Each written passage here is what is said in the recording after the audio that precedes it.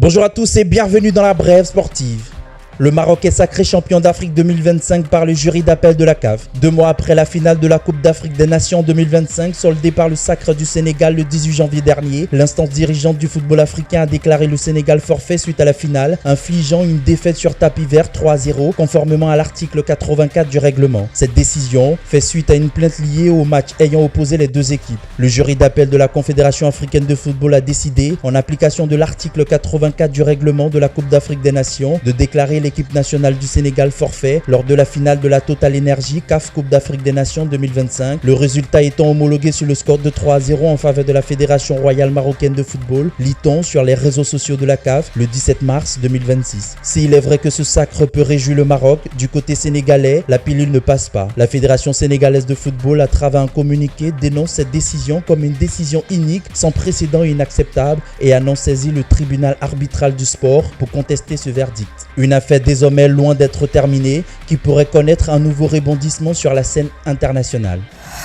En préparation de la Coupe du Monde FIFA 2026, la Côte d'Ivoire affrontera la Corée du Sud et l'Écosse les 28 et 31 mars prochains à l'occasion de la fenêtre FIFA de mars. En marge des rencontres, le sélectionneur des éléphants Emer Faye a dévoilé sa liste en face de la presse ce mercredi lors de la conférence de presse au stade Félix Houphouët-Boigny. Cette liste se distingue par un subtil mélange de joueurs expérimentés et de nouveaux visages, avec notamment une nouvelle convocation et quelques retours.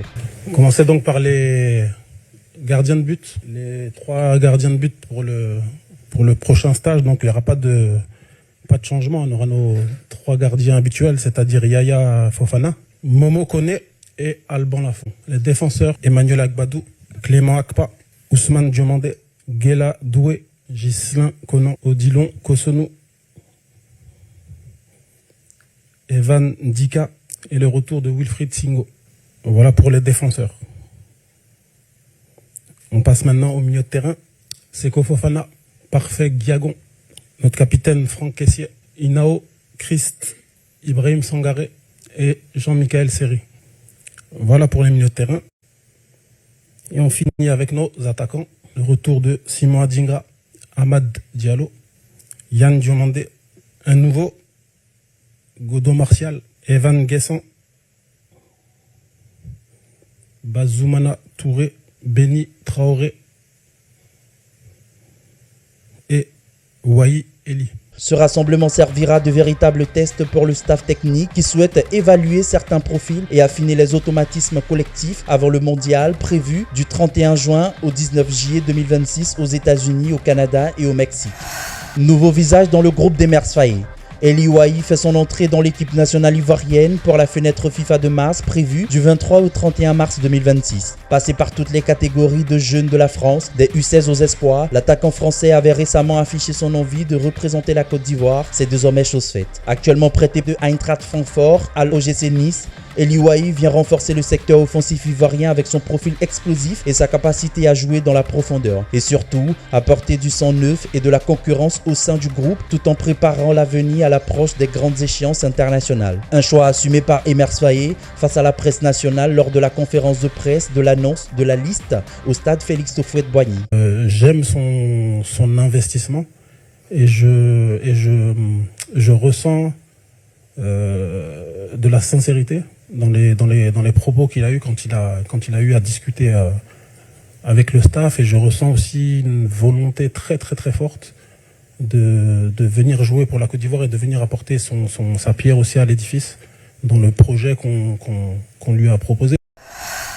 L'aventure du Français Franck Dumas s'est arrêtée mardi 17 mars 2026 avec le Sporting Club de Gagnoa. Vassariki Savané, l'entraîneur adjoint, prendra les rênes de l'équipe jusqu'en fin de saison. Le président du conseil d'administration et président directeur général du Sporting Club de Gagnoa, M. Nikos Tomitayoro, informe les supporters du club et le petit public sportif de la fin de la collaboration avec l'entraîneur Franck Dumas. Il est remplacé par M. Savané Vassariki en tant que nouveau coach principal du Sporting Club de Gagnoa, lit-on dans le communiqué. Vassariki Savané désormais à la tête de l'équipe, aura la lourde tâche de redresser la barre et d'atteindre les objectifs ambitieux qui lui ont été fixés. Troisième avec 27 points au classement actuel, les Gozalais ont 3 points de retard sur la première place. Le meeting international d'athlétisme à Gabriel Tiako se tiendra le 6 mai 2026 au stade Félix Houphouët-Boigny d'Abidjan. L'annonce a été faite ce lundi par le président de la Fédération ivoirienne d'athlétisme, Jeannot Kwame Kouadio, lors d'une conférence de presse organisée dans les locaux du Comité national olympique CNO Côte d'Ivoire. Selon les organisateurs, l'édition 2026 comprendra 11 épreuves internationales contre 10 lors de la précédente édition. Chez les dames, 5 disciplines sont au programme: 100 mètres, 200 mètres, 400 mètres, relais 4x100 et saut en longueur. Chez les hommes, 6 épreuves seront disputées: 100 mètres, 110 mètres haies, 200 mètres, 400 mètres, relais 4x100 mètres et saut en longueur. Initialement programmée le 23 mai, la compétition a été avancée afin de permettre aux athlètes ivoiriens de bénéficier d'une phase de préparation avant le rendez-vous continental. Engagée le 15 mars dernier à Budapest en Hongrie, à l'occasion de l'épreuve internationale d'épée féminine senior, Océane Taé s'est hissée à la 19e place sur un total de 129 participantes. Son parcours s'est arrêté aux portes du tableau des 32 meilleures après une série de combats disputés face aux autres adversaires. À quelques années des grandes échéances internationales, cette performance permet à Océane Taé d'engranger de l'expérience et de précieux repères face à l'élite mondiale. Annoncé désormais par la CAF comme le véritable champion de la CAN 2025, Achraf Hakimi s'est rendu dans la chambre de Sadio Mané en présence du président Patrice Motsepe pour récupérer ce qui lui revient de droit. Attention, ne jamais oublier la serviette. À demain pour notre numéro.